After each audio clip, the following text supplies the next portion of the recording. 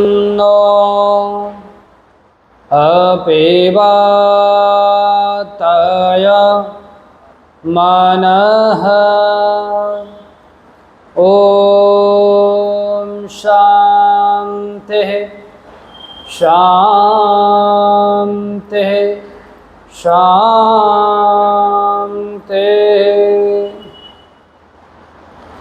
ओंकारबिंदु संयुक्तं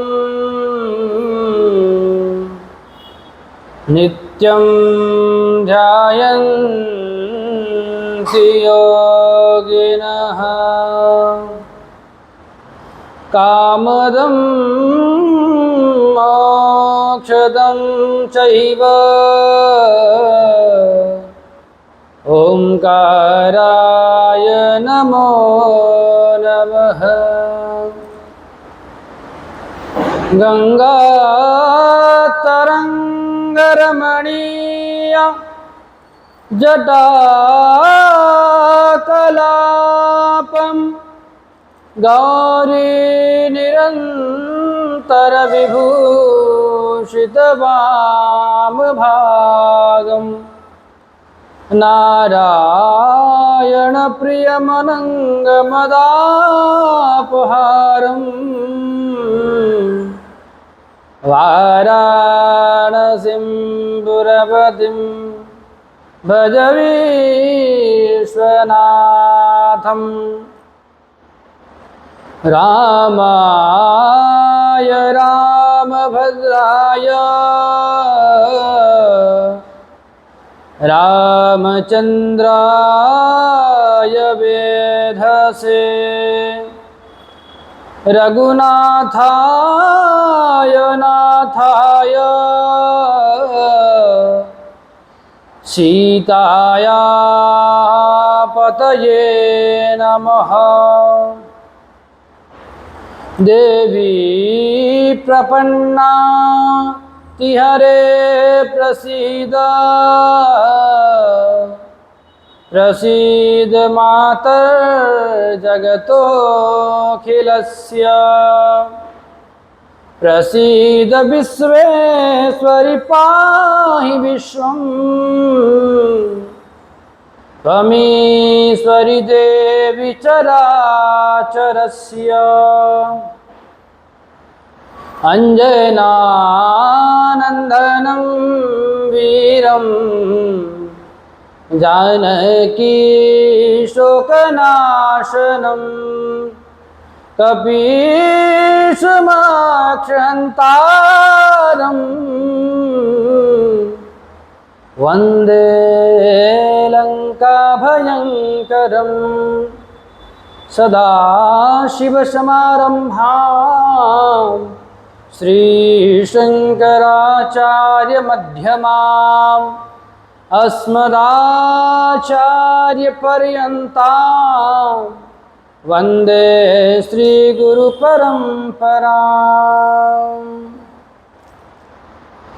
श्रीकृष्ण गोविंद हरे मुरारी हे नाथ नारायण वासुदेवा।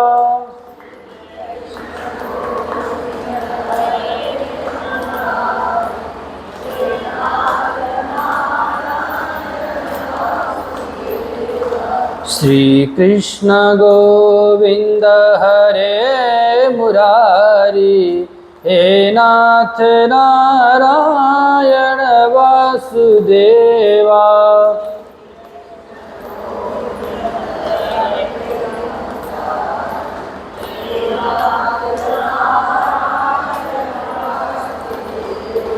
हे नाथ नारायण वासुदेवा हे नाथ नारायण वासुदेवा। हे नाथ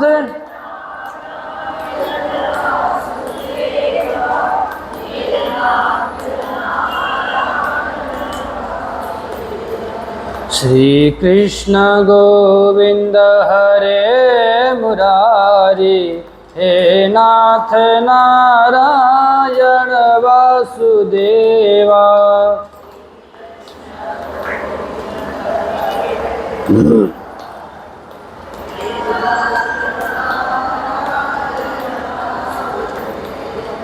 श्री कृष्ण गोविंद हरे मुरारी, हे नाथ नारायण वासुदेवा।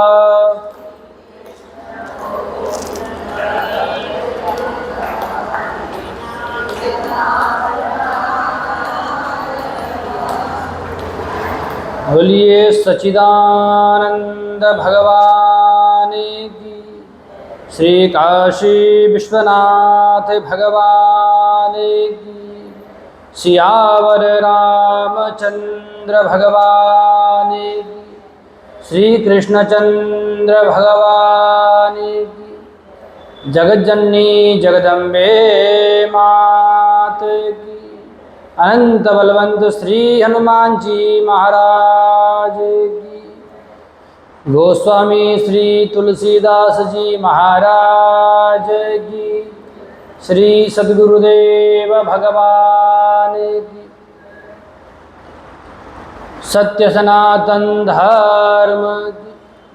धर्म की अधर्म का प्राणियों में विश्व का, गौ माता की गौ हत्या।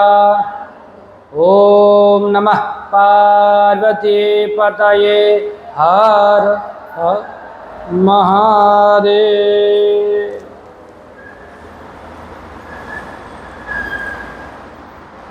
भक्तवांछा कल्पतरु अकारण करुणावरुणालय सच्चिदानंद भगवान परमात्मा के युगल चरणों में प्रणाम। परम पवित्र इस भारत भूमि को वंदन। इस भारत भूमि में विद्यमान समस्त देवी देवताओं के युगल चरणों में प्रणाम।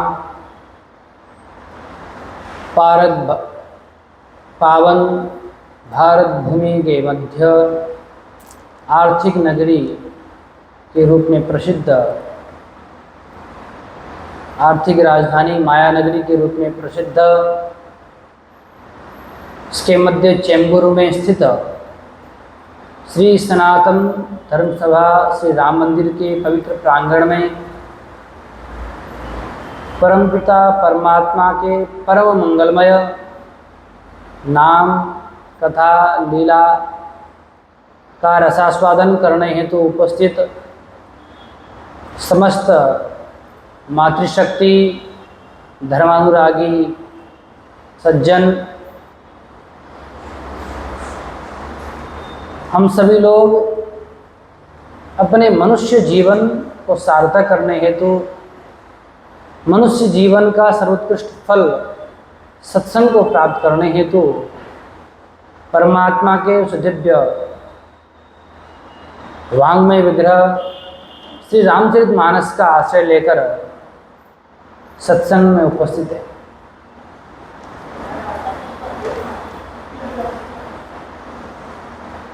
परमपिता परमात्मा की परम कृपा से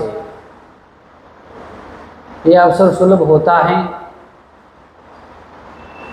संसार में मनुष्य को चाहिए कि उसके जीवन में जो कुछ भी घटित होता है, इन समस्त घटनाक्रमों को, अथवा संसार में हमारे साथ अच्छा हो रहा है अथवा बुरा हो रहा है, अथवा किसी भी विपरीत परिस्थिति हमारी कोई सहायता करता है, इन सब को समझना क्या चाहिए कि परमपिता परमात्मा की कृपा है।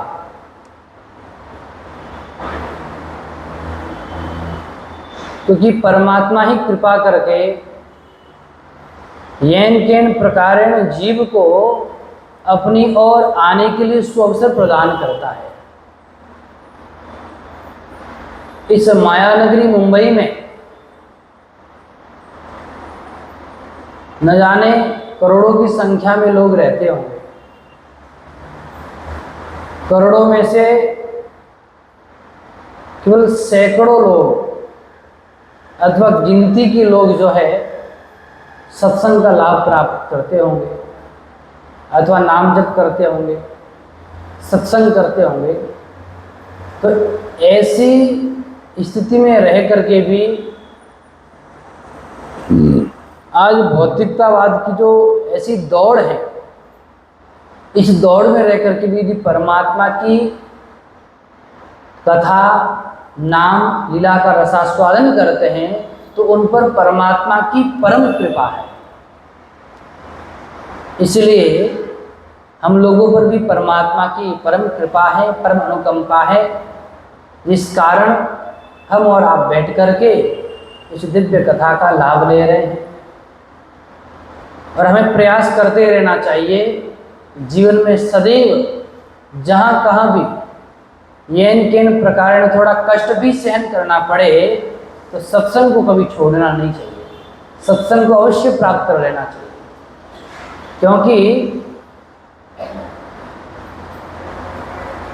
जीवन में दो ही चीज दुर्लभ है,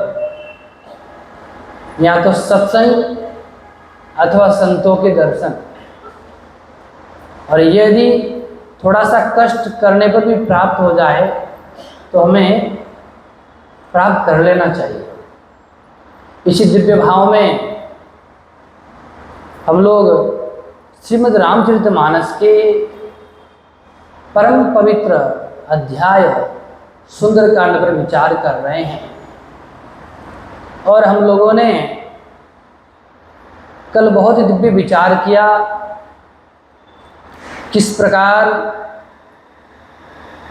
माता सीता को रावण 1 मास की अवधि दे करके चला जाता है।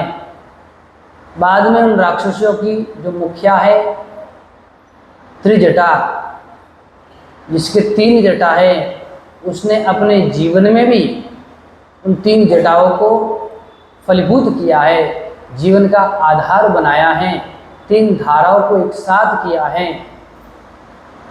वो स्वयं भक्तिमती है, धर्मवती हैं और ज्ञानवती है।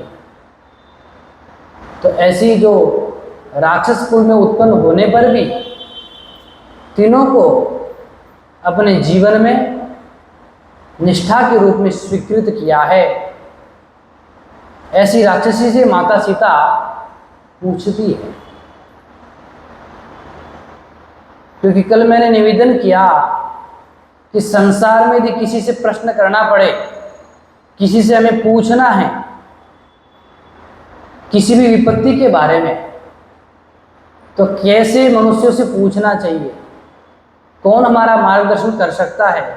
तो कहा, जिनका जीवन भक्तिमय हो, जिनका जीवन धर्ममय हो और जिनका जीवन ज्ञानमय हो, ऐसे लोगों से ही आप चाहे लौकिक अथवा आध्यात्मिक जो प्रश्न पूछना चाहते हैं वे पूछना चाहिए। क्योंकि जिनके पास ये चीज़ें होगी, जो स्वयं इन चीज़ों को अपने जीवन में धारण करके चलता है, वही व्यक्ति, वही भक्त, वही सज्जन आपको उचित दिशा दिखा सकता है। माता सीता ने भी ऐसी भक्तिमती, धर्मवती और ज्ञानवती परम भक्ता त्रिजटा से प्रश्न किया, हे त्रिजटा, मैं बहुत परेशान हूँ, मैं क्या करूँ? आप मुझे इस कठिन विपत्ति से निकालिए, मैं दुखी हो चुकी हूँ। बोले, आप क्यों दुखी हैं, क्यों परेशान हैं, उसका कारण क्या है?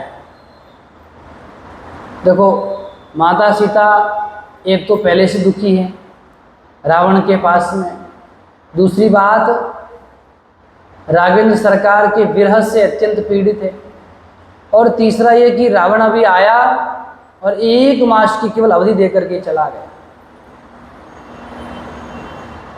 और मैंने कल ये भी निवेदन किया किस प्रकार त्रिजटा को स्वप्न आया और स्वप्न में संपूर्ण एक वानर ने लंका को जलाया,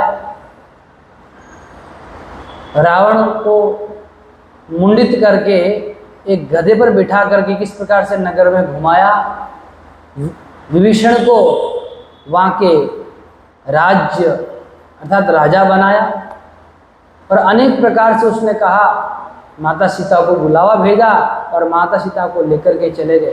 तो संपूर्ण राक्षसियों को सावधान किया, सावधान हो जाओ, माता सीता जी की शरणापन्न हो जाओ, माता सीता तुम्हें रक्षा अभयदान दे देगी, रक्षा करेगी। सब जाकर के माता सीता की शरण में पड़ी। माता सीता ने कहा, प्रणिपात प्रसन्ना ही मैथिली जनकात्मजा अलमेशां परित्रातुं राक्षस्यो महतो भया। आप चिंता मत करिए, मैं समस्त प्रकार से तुम्हारी रक्षा करने में समर्थ हूँ, मैं तुम्हें वचन देती हूँ। इस प्रकार सबने माता सीता को प्रणाम किया और माता सीता ने सबको अभयदान दिया। उसके बाद में रात्रि का समय था और रात्रि के समय में माता सीता ने क्या त्रिजटा से कहा, हे त्रिजटा, मैं दुखी हूँ, आप क्या करो, त्रिजटासन बोली कर जोरी मातु विपति संगिनी ते मोरी।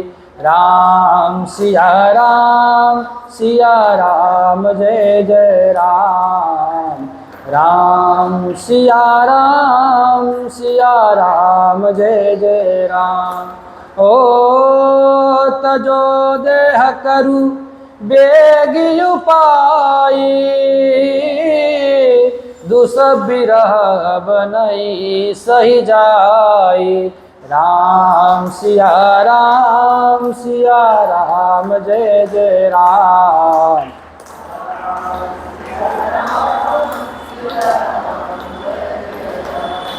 ओम। तो माता सीता जो है त्रिजटा के पास में जाकर के बोली, हे मैया, मैं अत्यंत कष्ट में हूँ, अत्यंत विपत्ति में हूँ, मैं बहुत दुखी हूँ, आप क्या करो, मेरे इस कष्ट का निवारण करो। आप एक काम करो। बोले, आप दुखी क्यों हैं, परेशान क्यों हैं, सब ठीक हो जाएगा, राघवेंद्र सरकार जल्दी ही आएंगे और येन केन प्रकारेण सब ठीक होगा। लेकिन माता सीता ने कहा क्या कि हे त्रिजटा, आप ऐसा कार्य करो, आसपास से लकड़ी चुन करके लाओ, लकड़ी ला करके एक चीता बनाओ और चीता पर मैं बैठूंगी और बाद में आग लगाओ। मैया, आप ऐसा क्यों कर रही हैं, आप ऐसा मत करिए। मैया सीता ने उनको कहा कि आप कृपा करके मेरी जो प्रीति है, मेरा स्नेह है राघवेंद्र सरकार में, उस स्नेह को आप सत्य करिए। हे मैया, आप मेरी सहायता करिए। और माता कहती हैं, आनी काठ रचू चिता बनाई मातु अनल उनि देहि लगाई। राम सिया राम जय जय राम, राम सिया राम जय जय। अनेक प्रकार से माता सीता ने कहा, अब आप एक निश्चित कार्य करिए, अब मैं जलना चाहती हूँ, अब आप जल्दी से जल्दी चीता बनाओ और उस पर आग लगाओ, अब मुझे जलना है। मैया त्रिजटा ने कहा, सीते मैया, आप क्यों जलना चाहती हैं? बोले, मैं आग से बचने के लिए जलना चाहती हूँ। मैं इसलिए जलना चाहती हूँ क्योंकि अब जलना सहन नहीं हो रहा, बहुत जलना हो गया। अब मैं अपने उस विरह अग्नि को सहन नहीं कर पा रही हूँ। त्रिजटा ने कहा, कौन सी अग्नि से बचना चाहती हो? तो बोले, दूसह विरह अब नहीं सही जाई। अब मेरे से जो अत्यंत असहनीय विरह अग्नि है, जिस विरह अग्नि से अब तक मैं जली हूँ, जब राघवेंद्र सरकार से मैं विदा अर्थात वहाँ से रावण मुझे हर करके लेके आया था, तब से मेरे अंतःकरण में, मेरे हृदय में विरह अग्नि अत्यंत तीव्र होती जा रही है, दिन प्रतिदिन बढ़ती जा रही है। हे मैया, अब तजो देह करु बेगी उपाई, दुसह बिरहु अब नहीं सही जाई। अब यह अत्यंत कष्टदायक विरह अग्नि से मैं बचना चाहती हूँ। अब मैं और जलन सहन नहीं कर पा रही, इसलिए एक आग से बचने के लिए दूसरे आग में जल जाना चाहती हूँ। उस आग में जल जाऊंगी तो कम से कम इस आग से तो बचूंगी। इसीलिए आप क्या करो, जल्दी से जल्दी अग्नि लगाइए। सीता माता ने निवेदन किया, लेकिन जो त्रिजटा थी उन्होंने कहा, मैया अब रात्रि हो गई है, रात्रि का समय है और रात्रि के समय में अग्नि नहीं है, अब अग्नि कहाँ से लाए। निसीना अनल मिली सुनु सुकुमारी, अस कही सो निज भवन सिधारी। राम सिया राम जय जय राम, राम सिया राम सिया।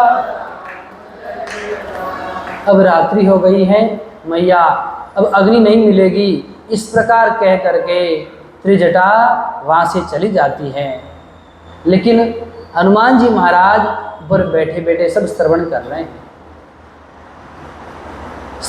हैं, ऊपर से किस प्रकार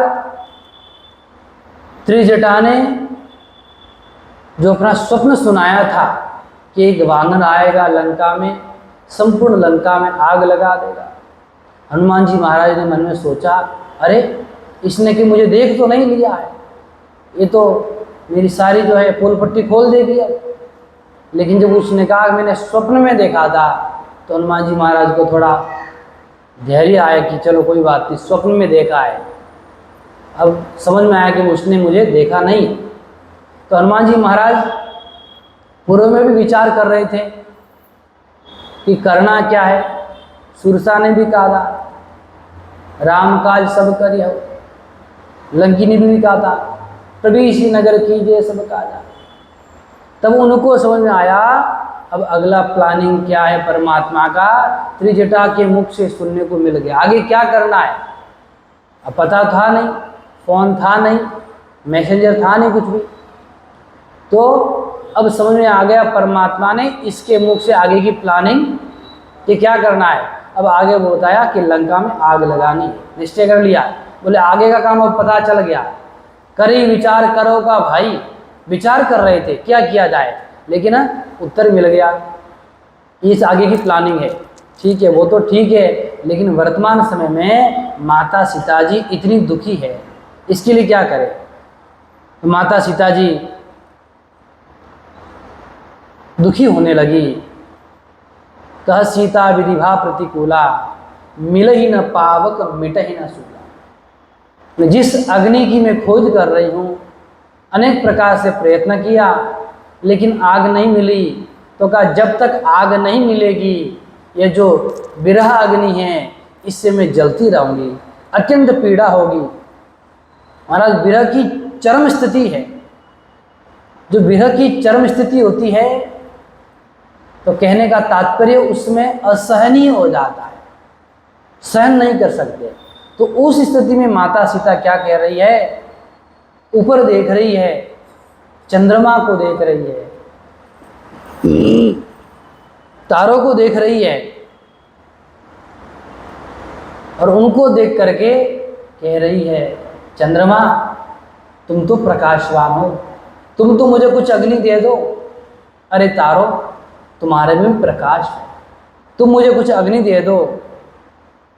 लेकिन माता सीता ने कहा मैं तो अत्यंत अभागिनी हूँ कि मुझे अग्नि मांगने पर अग्नि भी नहीं मिल रही है। अत्यंत दुखी हुई, और दुखी होने के बाद में माता सीता अशोक से, जो अशोक का वृक्ष है, जिस वृक्ष पर हनुमान जी महाराज बैठे हैं, हनुमान जी महाराज भी सुन रहे थे। हनुमान जी महाराज ने चिंतन किया मन में कि माता सीता, अब आपको अग्नि की आवश्यकता है। आप अग्नि मांग रही है चंद्रमा से, तारों से, इन इन राक्षसी से, लेकिन आपको अग्नि नहीं मिल रही है। मैया किंचित धैर्य रखिए, थोड़ा धीरज रखिए, आग तो लगेगी और आपको आग ही आग मिलेगी। लेकिन आग कहाँ लगेगी? आग लंका में लगेगी, लेकिन जहाँ लगनी चाहिए वहीं आग लगेगी। जरूर आग लगेगी, लेकिन आप थोड़ा धैर्य रखिए। और हनुमान जी महाराज ऊपर से सोच रहे हैं, अच्छा हनुमान जी वास्तव में चिंतन करो तो लंका में आग किसने लगाई? हनुमान जी ने ही तो लगाई ना। लंका में आग लगाने वाले हनुमान जी महाराज ही है। अच्छा आग क्यों न लगे?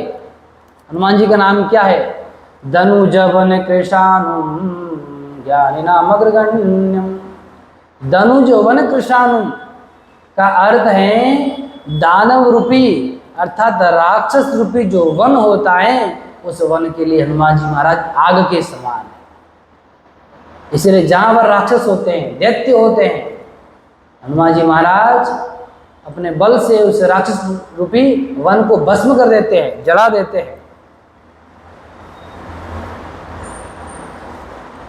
अब मैया अशोक वृक्ष से अपने पीड़ा को बता रही हैं कि अशोक कम से कम तुम तो अग्नि दो। अरे तुम अपना नाम तो सत्य करो, तुम्हारा नाम अशोक है, तुम शोक हरने वाले हो। इसलिए मेरा जो शोक है, मेरा कष्ट है, मेरी पीड़ा है, उसका तुम हरण करो। तुम्हारे नए नए कोमल पत्ते अग्नि के समान हैं, इसलिए हे अशोक तुम तो मुझे कम से कम अग्नि दो, जिस अग्नि को लेकर के मेरे अंदर जल रही अग्नि को मैं शांत कर सकूं। सुनहि विनय मप सुनहि विनय मम बिटप शोका, सत्य नाम करु हरु मम शोका। राम सिया राम जय जय राम, राम सिया राम सिया राम। उस अशोक वृक्ष से मैया सीता प्रार्थना कर रही है, तुम कम से कम अपना नाम सत्य करो, तुम्हारा नाम अशोक है, जैसा नाम है वैसा काम तो करो। जैसे मैया निवेदन कर रही है, हनुमान जी महाराज मन में विचार कर रहे हैं। जब जब समय हनुमान जी महाराज ने विचार किया, क्या विचार कर रहे हैं? कपि करि हृदय विचार। हनुमान जी महाराज ने मन में विचार किया, क्या विचार कर रहे हैं? देखिए यहाँ की विशेषता है, क्या विशेषता है?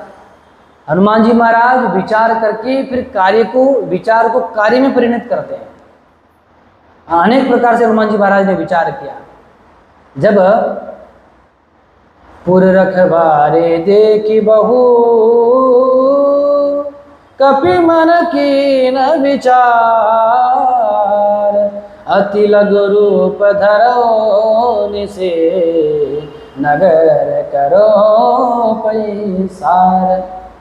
जब हनुमान जी महाराज उस लंका के द्वार पर आए तो चारों तरफ देखा कि बहुत सारे योद्धा हैं, इसकी रक्षा कर रहे हैं। उसमें हनुमान जी महाराज ने विचार किया और विचार करके तुरंत कार्य किया।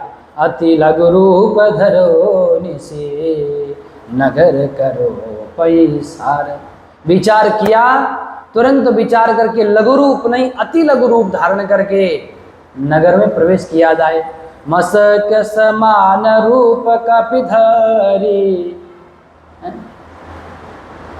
मसक के समान रूप धारण करके हनुमान जी महाराज ने प्रवेश किया। अच्छा विचार किया था। और कहाँ विचार किया? बोले जब विभीषण जी महाराज के पास में गए वहां भी विचार किया। मन मऊ तरक करे कपिलागा, तेहि समय विभीषण जागा, राम सिया राम जय जय राम, राम सिया राम। हनुमान जी महाराज ने जब जब भी क्या किया, विचार किया, और विचार करके क्या किया, विप्र रूप धरि बचन सुनाए, सुनत विभीषण उठी आए। विचार करके हनुमान जी महाराज ने विप्र का वेश, ब्राह्मण का स्वरूप धारण किया। देखो, विचार किया, तुरंत विचार को कार्य में परिणत किया। और यहाँ भी विचार कर रहे हैं। क्या विचार कर रहे हैं? हनुमान जी महाराज विचार करके कपि ने मन में, हृदय में विचार किया। क्या विचार किया? हे मैया, आप जो अशोक से प्रार्थना कर रही हो कि अशोक तुम क्या करो, अपना जो यह नाम है उस नाम को सत्य करो। तो हनुमान जी महाराज ने विचार किया, कपि कर हृदय विचार, दीनी मुद्रिका डारी तब। हनुमान जी महाराज ने मन में विचार करके क्या किया, मुद्रिका को डाल दिया। लेकिन जब मैया सीता अशोक को कह रही है कि अपना नाम तुम सत्य करो, उसी समय हनुमान जी महाराज मैया सीता के विषय में विचार कर रहे हैं कि मैया, ये अशोक है, ये अपना नाम सत्य नहीं करेगा। आप व्यर्थ ही इस अशोक से प्रार्थना कर रही है, आप व्यर्थ ही इसको कह रही हैं कि तू अपना नाम सत्य कर दे। मैया, इस संसार के जितने नाम और रूप सब मिथ्या है, सत्य तो केवल परमात्मा का ही नाम है। उस परमात्मा के नाम के अतिरिक्त इस संसार में कुछ भी सत्य नहीं है। इसलिए हे मैया, इस अशोक से आप आशा करना छोड़ दो। इस अशोक से यदि आप आशा करोगे तो केवल निराशा ही मिलेगी। इसलिए अशोक से आशा मत करो, लेकिन परमात्मा का नाम सत्य है। परमात्मा जरूर निश्चित रूप से आपकी सहायता करेगा। उमा कहूँ मैं अनुभव अपना, सत्य हरि भजन जगद सब सपना। राम सिया राम जय जय राम, राम सिया राम जय जय। भगवान महेश भी कह रहे हैं, शंकर भी कह रहे हैं कि भगवान हरि का नाम ही सत्य है, बाकी सब मिथ्या है। इतना जब विचार किया हनुमान जी महाराज ने, और उसके बाद में हनुमान जी महाराज ने जो मुद्रिका थी उस मुद्रिका को गिरा दिया। मानो ऐसा लगा जैसे उस अशोक ने, जब अशोक से माता सीता अंगार मान रही थी, जो चमकती हुई मुद्रिका है, उस मुद्रिका को जैसे गिराया तो ऐसा लग रहा है मानो अशोक ने ही अंगार को प्रदान कर दिया। ये समझकर माता सीता जी ने जाकर के उस मुद्रिका को हाथ में उठाया, और उठा करके ऐसा लगा कि उनके हाथ में जैसे मणि आ गई है कि अशोक ने कम से कम मेरी बात सुन ली है और अशोक ने अपना नाम सत्य कर दिया है। इस प्रकार मैया सीता विचार ही कर रही थी कि देखिए, मैया सीता ने उस मुद्रिका को तो लिया, लेकिन विशेष बात क्या है, मुद्रिका को मैया सीता ने लिया, जब मुद्रिका ऊपर से आई उस समय मैया सीता पहले विचार कर रही है। पहले तो लगा अंगार है, लेकिन देखा कि क्या है, मुद्रिका है, अत्यंत शीतल है। तो इस पर दिव्य भाव देते हैं केशवदास जी, जो कवि कुलभूषण हैं, बहुत सुंदर भाव उन्होंने किया। जब लगी सियरी हाथ, यह आग कैसी नाथ, यह कयो लखी तब ताही, मन जटित मुदरी आई। बोले, मैंने तो सोचा मुझे मेरे हाथ में आग लगी है, पर हे नाथ, ये कैसी आग है, ये तो जलाती भी नहीं है, ये तो शीतल है। इस प्रकार विचार किया तो मैया सीता ने पूछा, तू कौन है? तो मुद्रिका जब दी तो कोई तो ऊपर होगा, किसी ने तो फेंकी होगी। अच्छा, हनुमान जी महाराज ने मुद्रिका ही क्यों फेंकी, इस पर भी विचार करेंगे। आप स्वयं उतर करके नीचे क्यों नहीं गए? तो माता सीता उस मुद्रिका से पूछ रही है, तू कौन है, सुर है अथवा असुर है? मेरी ओर देख तो सही, मेरे सामने तो आ।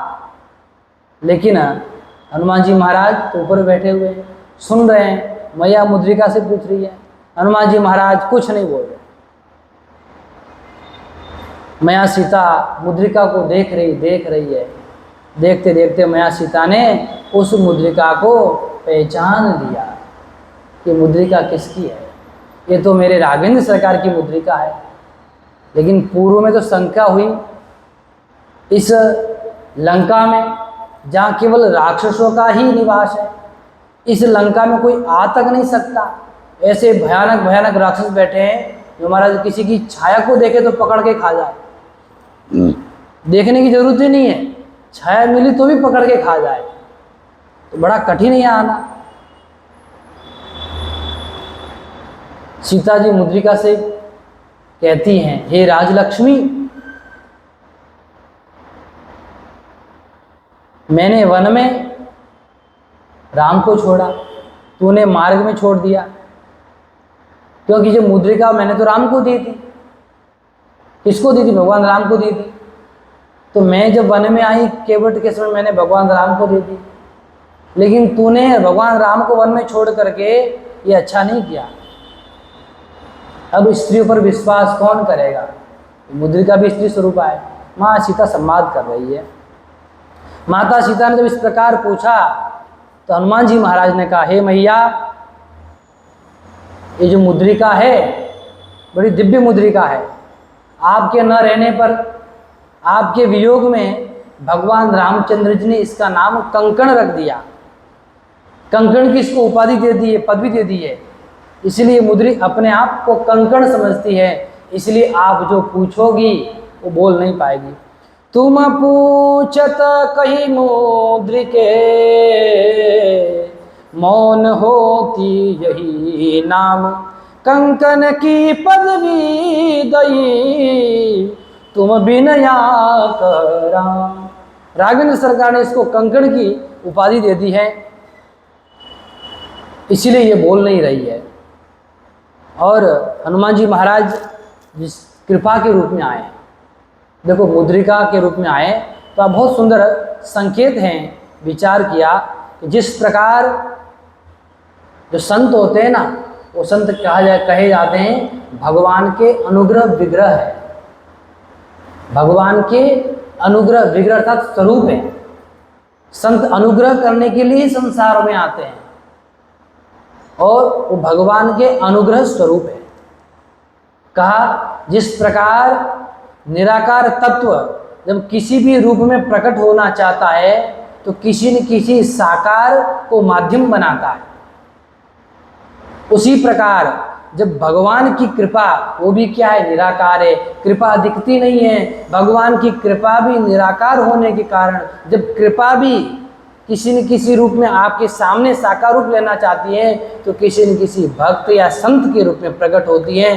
तो वही कृपा जो परमात्मा की कृपा है, माता सीता के सामने संत के रूप में प्रकट हो।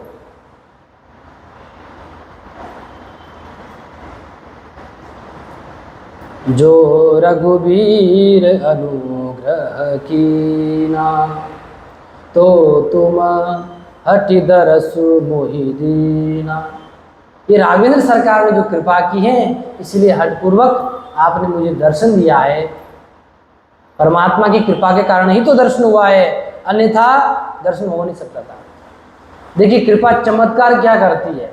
परमात्मा की जो कृपा है वह चमत्कार करती है। क्या चमत्कार करती है? जो हमारे जीवन में अत्यंत कष्टदायक विपत्ति आती हैं, व्यथा आती हैं, अधिक व्यथा होने के कारण हम क्या करते हैं, जो परमात्मा पर हमारा जो विश्वास है उस विश्वास से डगमगा जाते हैं। कैसे? आपने अपने जीवन में अनुभव किया होगा हे भगवान, मैं तो सुबह शाम आपकी आरती करता हूँ, वंदन करता हूँ, समय समय पर उत्सव भी मनाता हूँ। मैंने इस जीवन में कोई भी दुष्कृत्य नहीं किया है, न किसी को परेशान किया है। अथवा देखते होंगे समाज में ऐसे लोग जो अत्यंत भोले होते हैं, अत्यंत सज्जन होते हैं, जिन्होंने समाज में किसी भी न प्राणी को न मनुष्य को दुख दिया है, उनके जीवन में भी बहुत कष्ट आते हैं, विपत्ति आती है। तो उस समय वे समझते हैं, प्रभु मैं तो सदैव आपका स्मरण करता रहता हूँ, आपका ही गुणगान करता रहता हूँ, आपका ही नाम लेता हूँ, फिर मेरे जीवन में इतनी विकट परिस्थिति क्यों, इतनी विपत्ति क्यों, इतना दुख क्यों, इतना संघर्ष क्यों, मेरे जीवन में इतना दुख क्यों? तो उस दुख के कारण आप कहते हैं अभी तक परमात्मा का नाम लिया, अब तक तो कुछ हुआ नहीं, छोड़ो, परमात्मा कुछ करने वाला। ये जो विश्वास है, इस विश्वास से डगमगा जाते हैं कि भगवान सहायता नहीं कर रहा है, मैं इतना नाम ले रहा हूँ, सुन ही नहीं रहा है, मेरे जीवन में कष्ट ही कष्ट दे रहा है। इस परिस्थिति में आकर के हम लोग क्या करते हैं, भगवान का नाम लेना छोड़ देते हैं। तो इससे अच्छा तो बढ़िया है, भगवान का नाम लेने में ऐसे टाइम बर्बाद हो रहा है, नाम ले रहा हूँ तो काम नहीं कर रहा भगवान, तो नाम छोड़ दो, जरूरत नहीं है, बिना नाम किए रहेंगे। तो ये जो परिस्थिति आती है, इस परिस्थिति में हम लोग भगवान के नाम से हट जाते हैं, भगवान पर जो हमारा विश्वास होता है उस विश्वास से डगमगा जाते हैं।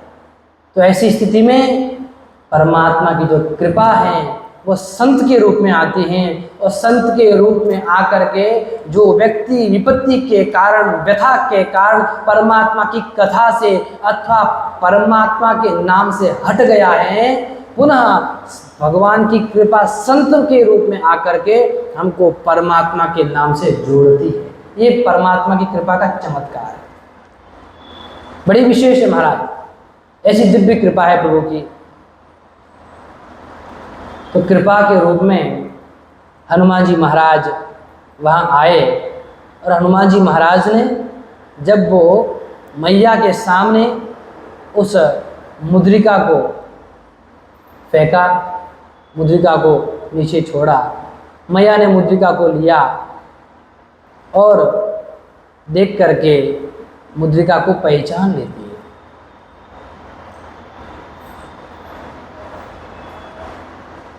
हनुमान जी महाराज ऊपर से कहते, मैया अत्यंत सुंदर रंग वाली अत्यंत दिव्य जो मुद्रिका है, यह राजेंद्र सरकार ने आपके लिए भेजी है। मैया सीता कहती है, मुद्रिके लक्ष्मण जी, रामचंद्र जी, ये दोनों प्रश्न तो है ना, ठीक है कि नहीं है? तो हनुमान जी महाराज ऊपर से उत्तर देखते हैं, मैया आप इसकी चिंता मत करो, आप इसके लिए व्यथित मत हो, अब इस मुद्रिका को आप दूसरे नाम से पुकारो, क्योंकि आपके विरह में राम जी ने इसका नाम क्या रख दिया था, कंकण नाम रख दिया था। अब आपके पास में आ गई है, आप इसको दूसरा नाम दीजिए, मैं आपको भगवान के बारे में बताता हूँ। और उस मुद्रिका पर बहुत सुंदर भगवान रामचंद्र जी का नाम लिखा हुआ था, चकित चितव मुदरी पहिचानी, चकित चितव मुदरी पहिचानी, हर्ष विषाद हृदय कुलानी, हर्ष विषाद हृदय कुलानी। उस मुद्रिका को देख करके माता सीता अत्यंत चकित हुई थी, लेकिन उस मुद्रिका को पहचान लिया, और पहचान करके माता सीता मुद्रिका को देख रही है। मन में अनेक प्रकार के विचार कर रही है मैया सीता कि ये मुद्रिका कैसे आई होगी, मेरे राजेंद्र सरकार कैसे होंगे, अनेक प्रकार से विचार कर रही है। और विचार करके क्या हुआ कि कहीं माया से तो रची नहीं है, भाई राक्षस रावण है, इतना मायावी है, इस मायावी ने कहीं माया से तो इस मुद्रिका को नहीं रचा है। माया ते असी रची नहीं जाई, सीता मन विचार करना ना। बोले माया से तो ये रची नहीं जा सकती, क्योंकि राघवेंद्र सरकार की ये दिव्य मुद्रिका है जिस पर राम नाम अंकित है। मन में विचार चल रहे हैं और विचार चलते चलते महाराज ऊपर हनुमान जी महाराज बैठे हैं। हनुमान जी महाराज ने कहा यही सही समय है, जब मैया विचार कर रही है अब मुझे क्या करना चाहिए। तो वाल्मीकि रामायण में श्री वाल्मीकि जी महाराज लिखते हैं कि हनुमान जी महाराज चिंतन करने लगे कि जो राम कथा है, अब माता सीता क्या हो गई, व्यथित हो गई, अत्यंत दुखी हो गई। दुखी होगी तो क्या करना चाहिए। तो दुखी होने के कारण बोले दुख के निवारण के लिए हमारे जीवन की जो व्यथा है उस व्यथा को यदि दूर करना है तो केवल परमात्मा की कथा ही है जो जीवन की संपूर्ण व्यथा को नष्ट कर सकती है, दूर कर सकती है। तो हनुमान जी महाराज चिंतन करने लगे किस भाषा में हम कथा सुनाए। संस्कृत में सुनाए, हिंदी में सुनाए, भाई लंका की वहाँ की तमिल भाषा है वहाँ की भाषा में सुनाए, हिंदी में सुनाए। यदि संस्कृत में सुनाते हैं तो हो सकता है माता सीता जी को संदेह हो, क्योंकि राक्षस की नगरी है, माया के द्वारा राक्षस कुछ भी कर सकता है। किस भाषा में सुनाए ताकि मैया सीता पहचान ले।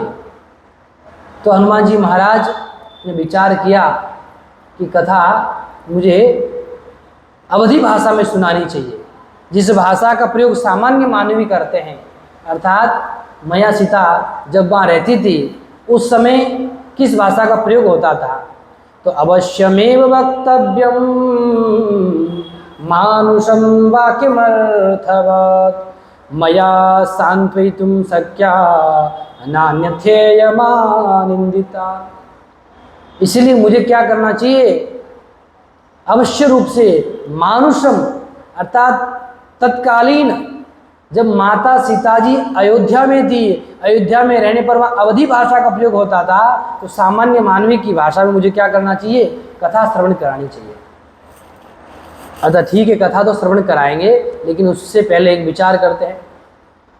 किसी ने कहा हनुमान जी महाराज से, हनुमान जी महाराज माता सीता जी तो नीचे बैठी हैं, आप पेड़ के ऊपर बैठे हैं, वो मैया है और मैया नीचे बैठे, बेटा ऊपर बैठे, ये तो कोई मर्यादा नहीं है, ये मर्यादा के अनुकूल नहीं है, आप ऊपर क्यों बैठे। हनुमान जी ने कहा तो ऊपर बैठने से कोई बड़ा नहीं हो जाता, ऊपर बैठने से कोई बड़ा नहीं हो जाता है।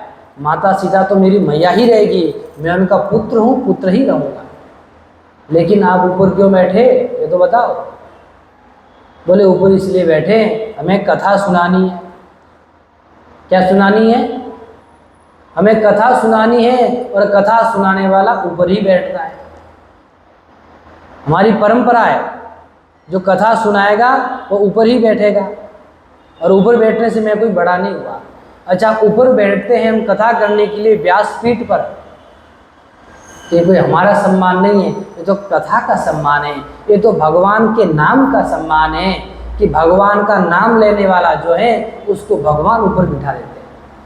हम ऊपर बैठ के तो आपसे बड़े थोड़ी हो गए, ये तो परमात्मा के नाम की विशेषताएं, जो नाम को लेता है उसको ऊपर कर देते हैं। तो बोले फिर भी आप ऊपर बैठे, ठीक है कोई बात नहीं, लेकिन लंका में, तो बोले आप स्वयं ऊपर बैठे हैं। बोले हाँ, हम स्वयं ऊपर बैठे हैं। बोले क्यों। बोले लंका जो राक्षसों की नगरी है, यहाँ हमको व्यासपीठ पर कौन बिठाएगा, लंका में हमको ऊपर बिठाने वाला कौन है, ये तो सब राक्षस है। ये तो राक्षस यदि हमको देखे तो महाराज मार करके खा जाए। करही का विचार, विचार क्या करना है, कपि भालू आहार हमारा, करिए का विचारा, इसमें विचार करने की आवश्यकता नहीं है, ये राक्षस तो बिना विचारे खा जाएंगे आपको, तो यहाँ हमको ऊपर कौन बिठाएगा। तो बोले आप खुद बैठे। बोले हाँ, हम स्वयं जा कर के ऊपर बैठे हैं। बोले क्यों। बोले हमारी परंपरा है। क्या परंपरा है। बोले भगवान शिव भी स्वयं अपना आसन डाल करके ऊपर बैठे हैं। स्वयं नाग रिपुछाला शंभु बैठे, सहज कृपाला। स्वयं भगवान शिव ने जाकर के अपना आसन लगाया और स्वयं वृक्ष के नीचे बैठ जाते हैं और कथा सुनाना प्रारंभ कर देते हैं। ये तो हमारी आदि अनादि से परंपरा है, उस परंपरा का हम निर्वहन कर रहे हैं, किसी की आवश्यकता नहीं है। अपना स्वयं का आसन हमने लगाया और आसन लगा करके हम क्या है, ऊपर बैठ गए। अच्छा ठीक है, ऊपर बैठ गए तो महाराज इस अशोक वृक्ष के पत्तों में छिप करके क्यों बैठे हो? माता सीता के सामने अपना आसन लगाते ताकि माता सीता देखती, दर्शन करती और आप कथा सुनाते। बोले छिप करके इसलिए बैठे हैं क्योंकि ये तो लंका है और मुझे भगवान की कथा कहनी है, और लंका में पहली बात तो कथा कहना निषिद्ध है, कथा नहीं कह सकते। और विशेष बात यह है कि जो परमात्मा का भजन है, परमात्मा की भक्ति है, परमात्मा की कथा है, उसको छिप करके कहना चाहिए, परमात्मा को प्रकट करना चाहिए, अपने आप को छिपाना चाहिए। इसलिए मैं स्वयं छिप करके बैठ गया और हनुमान जी महाराज स्वयं भगवान की कथा को प्रकट कर रहे हैं, यह विशेष बात है। संपूर्ण प्रकार से कथा सुनाई, क्या कथा आरंभ कर दी। बोले श्री दशरथ जी के पुत्र श्री रामचंद्र जी अपनी भार्या और अपने भाई के साथ में वन में आए। वन में माता सीता जी का रावण ने हरण कर लिया। फिर राघवेंद्र सरकार का सुग्रीव जी से क्या हो गया, मिलन हो गया, मित्रता हो गई। किष्किंधा पर्वत पर जाकर के वहाँ उनके साथ में 2-4 मंत्री थे, जामवंत जी और 2-4 वानर थे। उन वानरों में मैं भी था, मैंने भी राघवेंद्र सरकार के दर्शन कर लिए। फिर जब मित्रता हो गई तब राघवेंद्र सरकार ने अपने मित्र सुग्रीव को कहा अपनी सेना के साथ में सबकी चारों दिशाओं में खोजो। लाखों वानर चारों दिशाओं में खोज कर रहे थे। बाद में हम जाकर के संपाति जी से मिले। संपाति जी ने हमें बताया कि समुद्र के उस पार माता सीता जी विराजमान है, जो समुद्र को लंघन करेगा तो मैया भगवान राम की कृपा से प्रभु मुद्रिका मेली मुख माई जलधि लांघ गए अचरज नाई। राघवेंद्र सरकार ने जो मुद्रिका दी है उस मुद्रिका को और राम नाम को अपने मुख में रख करके मैंने समस्त समुद्र को पार किया और भगवान राघवेंद्र सरकार के स्वरूप का वर्णन किया, लक्ष्मण जी के स्वरूप का वर्णन किया। समस्त जो जैसा स्वरूप था उसी स्वरूप को हनुमान जी महाराज ने वर्णन किया और बैठ गए। सुन करके सीता मैया पुनः विचार करने लगी। जिसे देखो पहले मैया सीता क्या थी, दुखी थी कि नहीं थी, अत्यंत पीड़ित थी। और जैसे कथा सुनाना प्रारंभ कर दिया, धीरे धीरे हनुमान जी महाराज की व्यथा हटने लगी।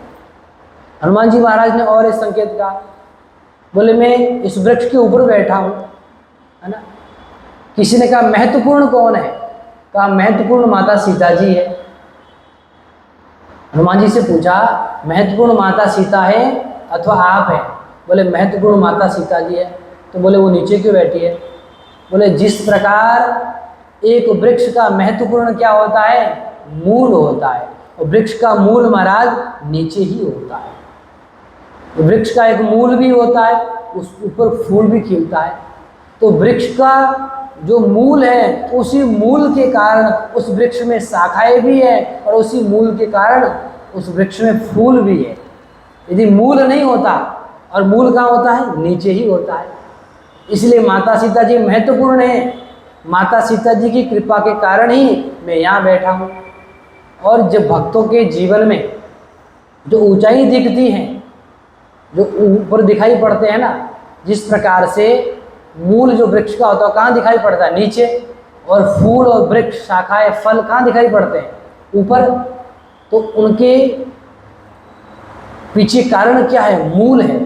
उसी प्रकार जो संसार में जितने बड़े बड़े भक्त दिखाई पड़ते हैं, जो ऊंचे ऊपर ऊंचे उठे हुए दिखाई पड़ते हैं, उन सब के मूल में भी परमात्मा की भक्ति है, परमात्मा की शक्ति है, परमात्मा की कृपा है। इसीलिए वो लोग ऊपर उठे हुए हैं। तो हनुमान जी महाराज बहुत दिव्य भाव से माता सीता जी को कथा सुनाना प्रारंभ किए हैं। और कथा क्या करती है, किस प्रकार से कथा को श्रवण करने से हमारे जीवन की सारी व्यथा दूर हो जाती है। कथा को श्रवण करने से हमारे जीवन की सारी व्यथाएं नष्ट हो जाती हैं और पुनः जो हमारा विश्वास परमात्मा के प्रति डगमगा गया था, हम हिल गए थे कि परमात्मा हमारे लिए कुछ नहीं कर रहा है, तो कथा पुनः परमात्मा के प्रति, हमारा जीवन के प्रति जो परमात्मा के प्रति जो आस्था है उसको दृढ़ करती है। कथा का नाम ब्रह्म, कथा नाम आस्था। जो परमपिता परमात्मा के प्रति हमारी जी आस्था को प्रकट करे, परमात्मा के चरणों में हमारे प्रेम को उत्पन्न करे, उसे क्या कहते हैं? कथा। जो हमारे समस्त जीवन की व्यथा को नष्ट करे, उसे क्या कहते हैं? कथा। तो कल दिव्य भाव से कथा पर विवेचन करेंगे, कथा पर विचार करेंगे और परमात्मा की कृपा से आज परमात्मा की कथा को यहीं विराम करते हैं। सियावर रामचंद्र भगवान की, श्री काशी विश्वनाथ भगवान की, श्री कृष्णचंद्र भगवान की, जगत जननी जगदम्बे मात की, अनंत बलवंत श्री हनुमान जी महाराज, गोस्वामी श्री तुलसीदास जी महाराज, श्री सद्गुरुदेव भगवान की, सत्य सनातन धर्म की। ओम नमः पार्वती पतये, हर हर महादेव।